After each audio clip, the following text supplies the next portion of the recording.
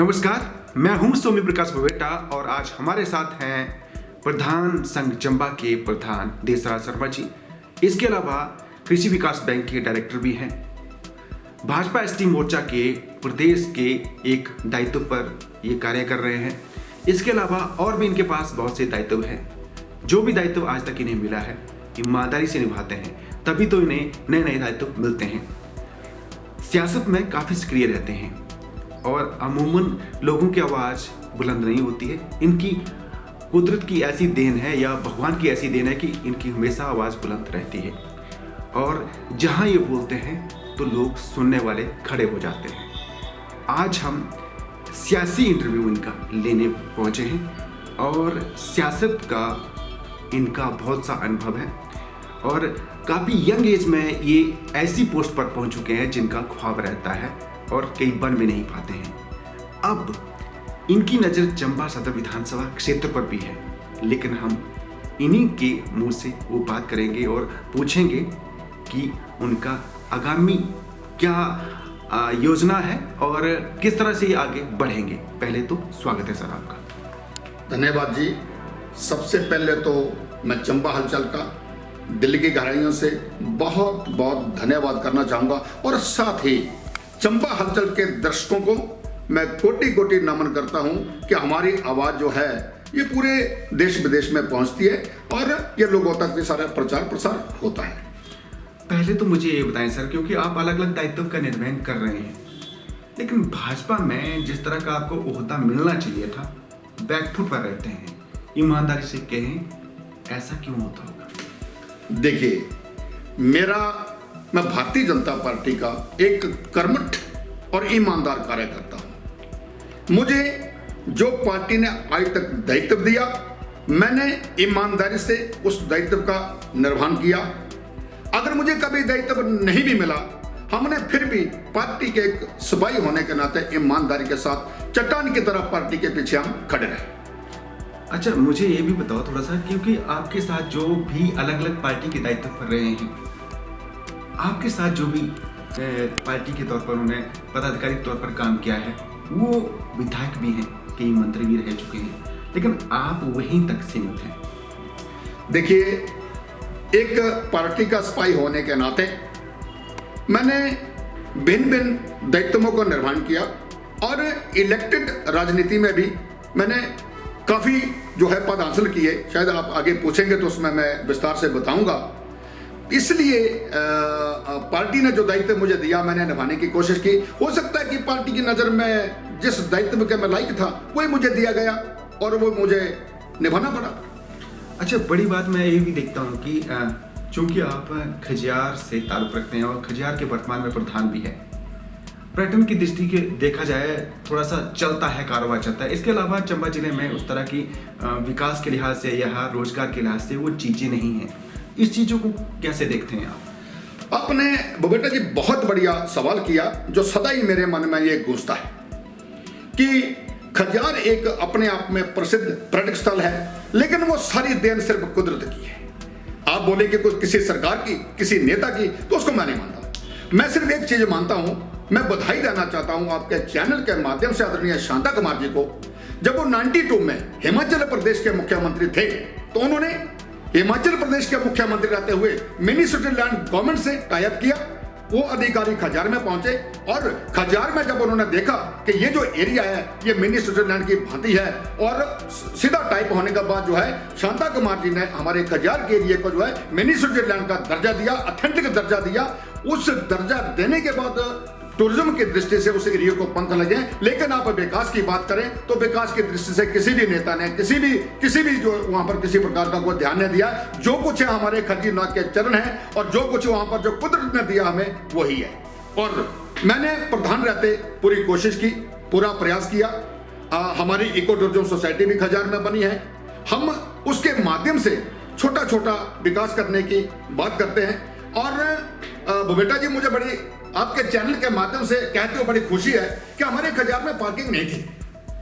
Parking हमारी 10 गाड़ियां भी नहीं लगती थी और सदा ही जाम लगा रहता था।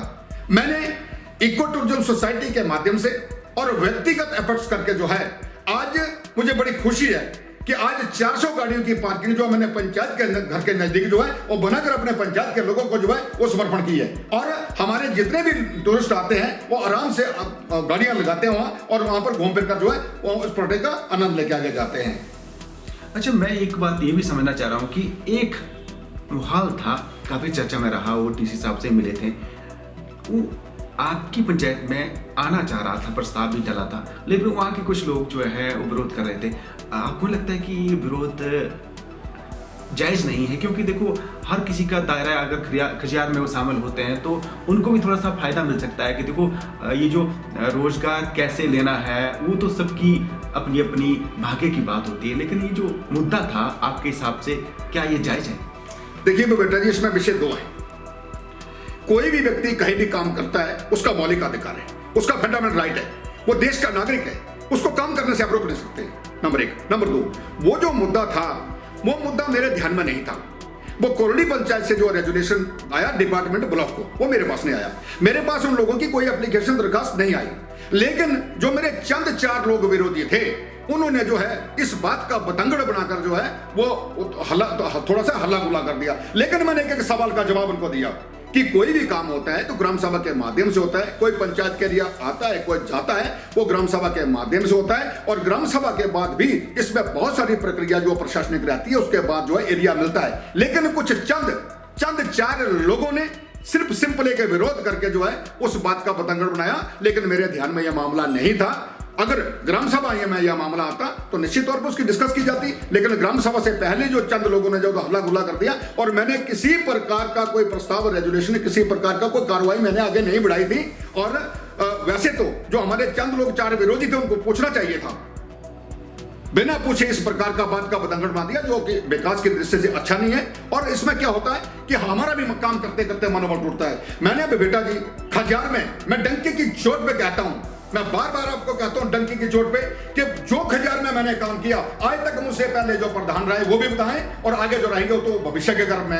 हाई स्कूल की बिल्डिंग मैंने वहां बनाई, पुखरी के लिए पर्यटक स्थल को रास्ता मैंने वहां बनाया, बंगबई को रास्ता मैंने वहां बनाया, फतेहपुर को रास्ता खजियार से मैंने वहां बनाया, अपने पार्किंग मैंने आपको बताया इतना महत्वपूर्ण कार्य मैंने वहां किया, 5 वार्डों को सड़कें मैंने बनाई। मैं ईमानदारी के साथ कहता हूं कि जितना विकास मैंने 30 वर्ष की राजनीति में खजियार में किया, उतना मुझे नहीं लगता कि किसी पंचायत में किया हो।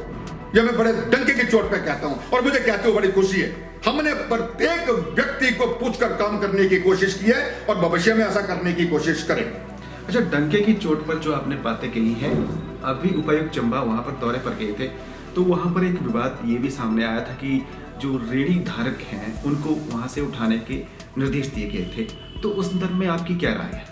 देखिए, ये तो प्रशासन का काम है वो बेटा जी, इस विषय पे मैं कोई ना टिप्पणी करूंगा ना बात करूंगा। वो हमारे लोग हैं, वो कमा रहे हैं, खा रहे हैं, अब लीगल है इलीगल है ये तो प्रशासन ने देखना है, मैंने नहीं देखना है, मेरा काम नहीं है। क्योंकि हमारा खजियार का ग्राउंड का एरिया जो है उसमें पंचायत का नियंत्रण नहीं है, उसमें इको टूरिज्म सोसाइटी और डीएफओ महोदय का सेंचुरी का वहां पर नियंत्रण है। ये हमारा पंचायत का इसमें किसी प्रकार का कोई दायित्व नहीं है, इसलिए ये तो जवाब प्रशासन ही दे सकता है।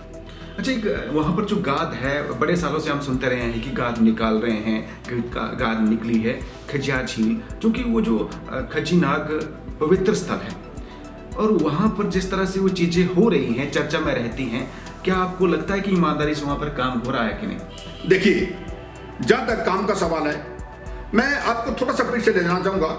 पीछे जब आदरणीय धूमल जी की सरकार थी और ऊर्जा मंत्री कुमार मंगलम जी थे, वो चमेरा सेकंड ये अपने क्रिया के उद्घाटन पे आए थे और नाइट हॉल्ट उनका खजियार में हुआ था।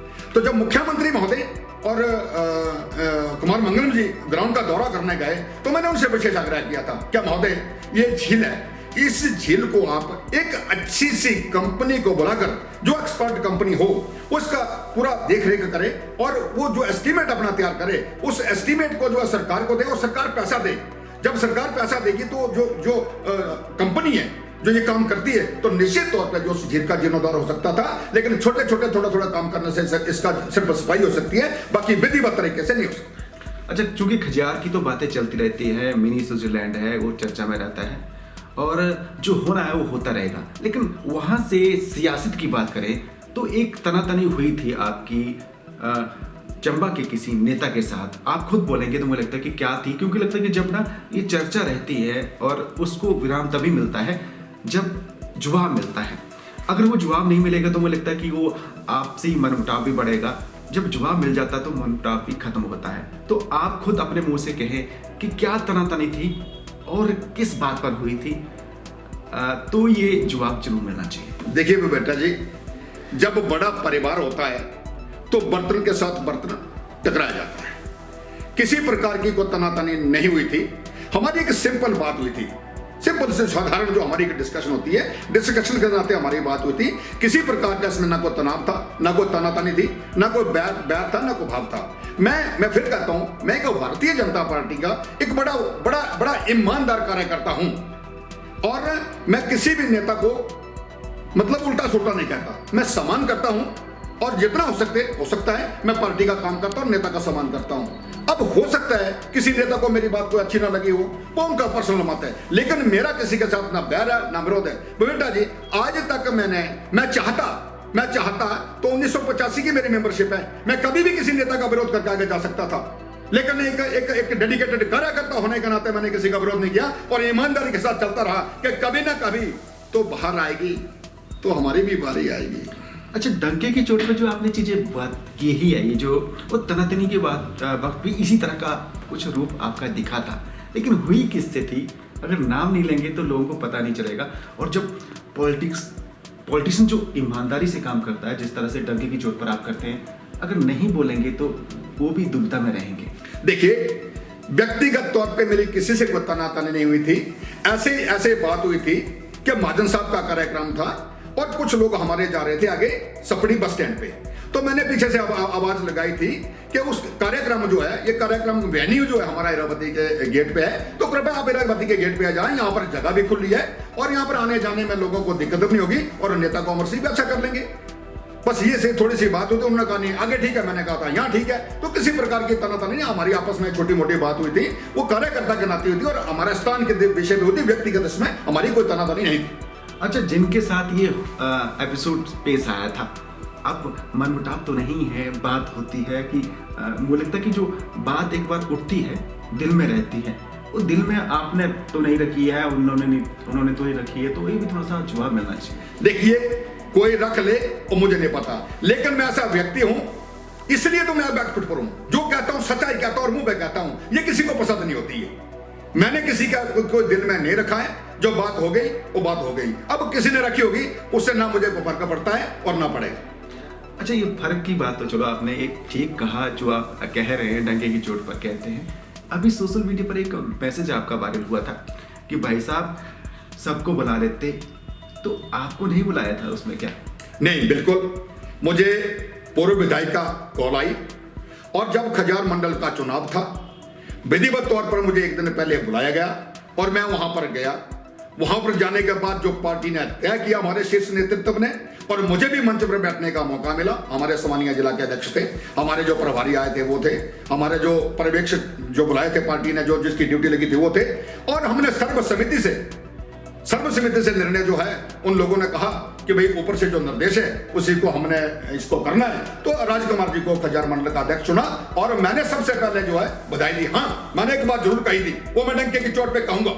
मैंने ये कहा था उठ के, उनसे परमिशन ली थी कि मैं चंद बातें कर सकता हूं, तो उन्होंने मुझे परमिशन दी थी। मैंने ये कहा था कि राजकुमार जी आपको बहुत बहुत खजार मंडल के बधाई।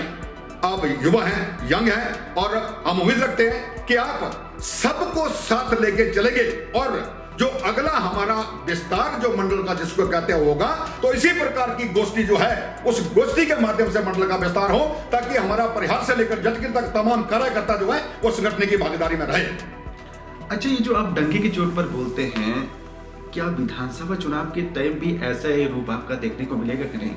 निश्चित तौर पे मिलेगा। अब तो वो बेटा जी 57 साल की उम्र हो गई है, अब बिल्कुल मिलेगा। क्यों कि इसके बाद तो फिर मेरी एक्सपायरी हो जाएगी।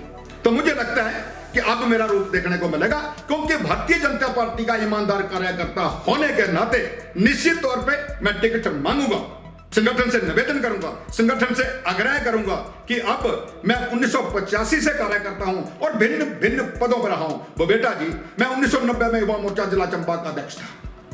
मैं हिमाचल प्रदेश का आदरणीय पूर्व मुख्यमंत्री जयराम जी के साथ मैं युवा मोर्चा का उपाध्यक्ष हिमाचल प्रदेश रहा। मैं जनजातीय मोर्चा का जियालाल जी के साथ उपाध्यक्ष हिमाचल प्रदेश रहा। मैं जनजातीय मोर्चा चंबा कांगड़ा का प्रभारी रहा। मैं स्वर्गीय आदरणीय मोहनलाल जी के साथ जिला चंबा का सीनियर उपाध्यक्ष रहा। और इसके अलावा वर्तमान में हिमाचल प्रदेश एसटी मोर्चा हिमाचल प्रदेश का मैं सचिव हूं और भिन्न भिन्न पदों पे मैंने पार्टी का दायित्व का निर्वहन ईमानदारी के साथ किया। तन से, मन से, धन से, ईमानदारी के साथ जो मुझे दायित्व दिया गया मैंने उसको पूरा करने का प्रयास किया। और अब इस बारे में संगठन से विनम्र निवेदन करूंगा कि अब मेरी बारी है। अच्छा, रण होगा जी, रण होगा। देखिए, मेरी प्रयास, मेरी कोशिश पूरी होगी। बाकी जो संगठन निर्देश देता है उसके मुताबिक मुझे चलना पड़ेगा। लेकिन अब मैं डंके के चोट पे संगठन से विनम्र निवेदन करूंगा कि मुझे इस बार कृपा करके मौका दें। अच्छा, मौका तो आप मांगते हैं, कई बार आप मांगते रहे हैं। इस बार चलो, होप फॉर द बेस्ट। अगर कुछ किंतु परंतु हुआ तो क्या सोचेंगे? इस विषय पे संगठन से मैं फिर विनम्र निवेदन करूंगा, बड़ी विनम्रता से कहूंगा कि अब कृपा करके किंतु परंतु ना करें, क्योंकि 1985 और 15, 25, 40 वर्ष हो गए हैं। तो अब तो मुझे लगता है कि किंतु परंतु संगठन नहीं करेगा और मुझे एक बार पुनः मौका देगा और मैं निश्चित तौर पे चंबा का नेतृत्व करने की कोशिश करूंगा। देसराज शर्मा चंबा सदर विधानसभा क्षेत्र से पूरी तरह से चुनाव लड़ने के लिए तैयार है। निश्चित तौर पे मैंने बड़ी विनम्रता के साथ पहले भी कहा है और अभी आपको कह रहा हूं कि मैं अपने शीर्ष नेतृत्व से बड़ी विनम्रता से अपना पक्ष रखूंगा। और मेरे जो सपोर्टर हैं, लोग जो मुझे लोकतंत्र में पसंद करते हैं, जिन्होंने भिन्न भिन्न पदों पर मुझे जितवाने का जो जिम्मा लिया था, मैं उनका सदैव ऋणी रहूंगा। वो बेटा जी, मैं 1990 में भी पंचायत का प्रधान था। मैं ब्लॉक समिति का बीडीसी मेंबर रहा। मैं ब्लॉक समिति का वाइस चेयरमैन रहा। मैं जिला परिषद का चेयरमैन रहा। और वो बेटा जी, मैं उस वक्त जिला परिषद का चेयरमैन रहा जब हिमाचल प्रदेश के 12 के 12 चेयरमैन कांग्रेस के थे। और मैंने भारतीय जनता पार्टी के 18 में से चंबा में 5 मेंबर थे और मैंने 5 के 13 किए और अनफौज भारतीय जनता पार्टी में हिमाचल प्रदेश में जो है चेयरमैन बन के गया। और उसके बाद मैं पिछली बार भी 2017 में हिमाचल प्रदेश राज्य सहकारी कृषि एवं ग्रामीण विकास बैंक का डायरेक्टर जीता था। 131 वोटों से जिला से जीत के गया। और इस बार वो बेटा जी, आपके चैनल के माध्यम से मैं बड़ी विनम्रता के साथ भारतीय जनता पार्टी के शीर्ष नेतृत्व को और अपने कार्यकर्ता को, जो मेरे सपोर्टर हैं, उनको दिल की गहराइयों से बधाई देना चाहूंगा कि इस बार विरोधी दल में रहते हुए भी हमने 83 वोटों से जो है ये डायरेक्टर पद जो जीता है, विरोधी दल में होकर भी। और मैं अपने जो मेरे समर्थक हैं, जो मेरा शीर्ष नेतृत्व है, उसमें मेरे बहुत सारे नेता ने बढ़ चढ़ के काम किया। CL ठाकर जी हमारे जो जनजातीय मोर्चा के अध्यक्ष रहे, उन्होंने बहुत काम किया। हमारे पूर्व विधायक पवनीर जी, उन्होंने मेरे डायरेक्टर पद में बहुत काम किया। हमारे जिला के अध्यक्ष भाई धीरे जी, उन्होंने काम किया। सभी ने मिलकर जो चंबा में काम किया और विरोधी दल में रहते हुए कि जिला की सीट जो है और हिमाचल प्रदेश में जो है मैंने पार्टी की झोली में जो है 83 वोटों से जीत कर दी है। तो मुझे लगता है जब मेरे निष्ठावान कार्यकर्ता, मेरे ईमानदार कार्यकर्ता, जो मेरे सपोर्टर हैं, जिन्होंने मुझे, वो बेटा जी, मैं 12 चुनाव लड़ चुका हूं। 12 चुनाव में मैं 9 चुनाव जीत चुका हूं, एक वार्ड पंच से लेकर चेयरमैन जिला परिषद तक। मुझे लगता है वो बेटा जी, हिमाचल प्रदेश में ऐसा व्यक्ति कोई नहीं होगा जो वार्ड पंच से लेकर चेयरमैन जिला परिषद तक रहा हो और फिर प्रधान बना हो। क्योंकि 4 बार का चेयरमैन हो सकता है, 4 बार का प्रधान हो सकता है, 4 बार का मेंबर हो सकता है, लेकिन ऐसा व्यक्ति हिमाचल प्रदेश में आपको नहीं मिलेगा जो वार्ड पंच, उप प्रधान, प्रधान, बीडीसी मेंबर, बीडीसी चेयरमैन, जिला परिषद मेंबर, जिला परिषद चेयरमैन ये रहा हो। तो मैं डंकी की चोट पे कहता हूं, ये मेरा पूरा सिविल को देखते हुए, मेरी पूरी राजनीतिक परिदृश्य को देखते हुए मेरा शीर्ष नेतृत्व जो है मुझ पर दया करेगा और मैं निश्चित तौर पर जो है आगे बढ़ने की कोशिश करूंगा। अच्छा, जो बायोडाटा और CV की जो बात करी है आपने, आपको मालूम है कि पार्टी यहाँ पर एक्सपेरिमेंट करती रहती है, नए चेहरे भी थोपे जाते हैं और आप जब ये डंके की चोट पर बोलते हैं, उस टाइम डंके की चोट पर नहीं बोल पाते हैं। ऐसा है, मैं फिर कहता हूं, मैं शीर्ष नेतृत्व को बड़ी विनम्रता के साथ निवेदन करूंगा, बड़ी विनम्रता के साथ। और मुझे पूरी उम्मीद है कि इस बार जो है शीर्ष नेतृत्व जो है मुझे भेजेगा, मुझे अनुमति देगा और निश्चित तौर पर जो है उनके आशीर्वाद से मैं आगे जाऊंगा। एक्चुअली यहाँ पर विकल्प भी रहता है, विकल्प इसके अलावा और तो नहीं देखा है, अगर यहाँ नहीं हुआ तो कहीं और छलांग लगा सकते हैं। देखिए, मैं 57 साल की मेरी एज हुई है बेटा जी। मैंने 1986 में जब आंखें खोली थी, जब वोट बना था, तो मैंने स्वर्गीय आदरणीय किशोरलाल जी की गोद में आंखें खोल दिया पार्टी की, और मैंने पार्टी जो नियम है मैंने उनसे सीखे। मेरे वो गुरु रहे हैं, बहुत कुछ उन्होंने मुझे सिखाया है। मैं पार्टी को नहीं छोड़ सकता क्योंकि मेरे रग रग में मेरी पार्टी बसी हुई है। तभी तो मैं कह रहा हूं कि मेरा बायोडाटा को देखते हुए मेरा संगठन जो है मुझ पर इस बार जो है विश्वास करेगा, और निश्चित तौर पर मैं इस बार का जो है चुनाव लड़ूंगा। आपकी तरफ से हम यही कहेंगे कि शुभकामनाएं, और जो नया साल भी आने वाला है, और आपका जो फ्यूचर प्लान भी रहता है, क्योंकि जब आप तय कर चुके होते हैं कि मैंने ये करना है, तो उसके लिए आप तैयारी कर चुके हैं अभी से? निश्चित तौर पे मैं एक पंचायत का प्रधान हूं, और ब्लॉक एसोसिएशन का प्रधानों का प्रधान हूं, सम्मानीय प्रधानों का, जिन्होंने मुझे चुना है। और उसके साथ मैंने कहा मैं बैंक का डायरेक्टर हूं। मैं इस नाते भिन्न भिन्न पंचायतों में जाता हूं, वहां पर अपनी बैंक की नीतियां बताता हूं, और किसी भी प्रधान को किसी प्रकार की दिक्कत होती है वो शासन प्रशासन से मुद्दा उठाता हूं, और उनके साथ जो बना रहता हूं। जिस भी प्रधान को जिस प्रकार की जरूरत होती है मैं बिल्कुल चट्टान की तरह उनके पीछे खड़ा रहता हूं। तो निश्चित तौर पर लोगों जब प्रधानों के साथ डिस्कशन होती है, और प्रधानों के साथ डिस्कशन होती है, पंचायत में मेंबरों के साथ डिस्कशन होती है, तो भिन्न भिन्न इलाके में जाकर जो हम मीटिंग करते हैं, बैठक करते हैं, और निश्चित तौर पर जो है लोगों के बीच में हम, और धरातल पे हम लोगों के बीच में है। अच्छा, ये जो सियासत की जो बात चल रही थी, एंड में आपकी तरफ से एक मैसेज सियासी तौर पर भी, पंचायत प्रधान के तौर पर भी, डायरेक्टर के तौर पर भी, क्योंकि अलग अलग दायित्व का निर्वहन आप कर रहे हैं, क्योंकि डंके की चोट पर जब बोलते हैं तो डंके की चोट पर जो बात पब्लिक को समझ में आनी चाहिए। देखिए, पब्लिक तो हमारी सर्वोपरि है। पब्लिक के बिना तो लोकतंत्र में आदमी आगे चल नहीं सकता जी। पब्लिक मेरे अच्छे शुभचिंतक हैं, जो समय समय पर मेरे साथ डिस्कस करते हैं, समय समय पर सारी गतिविधियों पर चर्चा होती है, समय समय पर जो धरातल पर जो काम होने होते हैं उसकी चर्चा करते हैं। मैं नाम नहीं लेना चाहूंगा, अभी 2 दिन पहले मुझे कॉल आई कि फलां जगह में ये चीज नहीं है, हम सब जगह जाके आए हैं। मैं बड़ी विनम्रता के साथ कहता हूं, मैंने आग्रह किया, निवेदन किया, जिस स्तर पे होना था वो काम हुआ, और लोगों को उसका भला हुआ, उसका फायदा हुआ। तो निश्चित तौर पर जब मैं लोगों के साथ धरातल पे जुड़ा हूं, आज से नहीं बेटा जी जुड़ा हूं, मैं 35 वर्षों से धरातल पे जुड़ा हूं, जमीन पे। ऊपर अगर मेरी को सुने ना सुने वो अलग बात है, लेकिन धरातल पे हर व्यक्ति के साथ मैं चट्टान की तरह खड़ा रहता हूं, और जो मैं कर सकता हूं, कर पाने की क्षमता रखता हूं, वो लोगों के साथ करता हूं, वो लोग मुझे पसंद करते हैं। बहुत बहुत धन्यवाद। तो ये थे देसराज शर्मा जी। बाकी से जो चीजें इन्होंने कही है, मुझे लगता है कि ऐसा इंटरव्यू कभी आपने देखा नहीं होगा। मजा आएगा आपको। जो ये इनके जो शुभचिंतक है, और खासकर जो प्रतिद्वंदी है, उन्हें भी इनका इंटरव्यू सुनना चाहिए, क्योंकि ये डंके की चोट पर बात करते हैं। बहुत बहुत धन्यवाद। बहुत धन्यवाद जी आपका, आपने मेरी बात को सुना, और मुझे लगता है कि मेरी बात मेरा शीर्ष नेतृत्व भी सुनेगा, मेरे धरातल के जो हमारे साथी हैं, सहपाठी हैं, वो भी सुनेंगे, मेरे सभी प्रधान मित्र सुनेंगे। निश्चित तौर पे जो धरातल पर जो उन लोगों का मुझे निर्देश मिलेगा, मैं उस काम को करने में आगे बढ़ूंगा, और मैं शीर्ष नेतृत्व का भी इस बार बड़ा बेसब्री से इंतजार कर रहा हूं कि मुझे आशीर्वाद देंगे, और मैं निश्चित तौर पर जो है नेतृत्व करने की कोशिश करूंगा। धन्यवाद।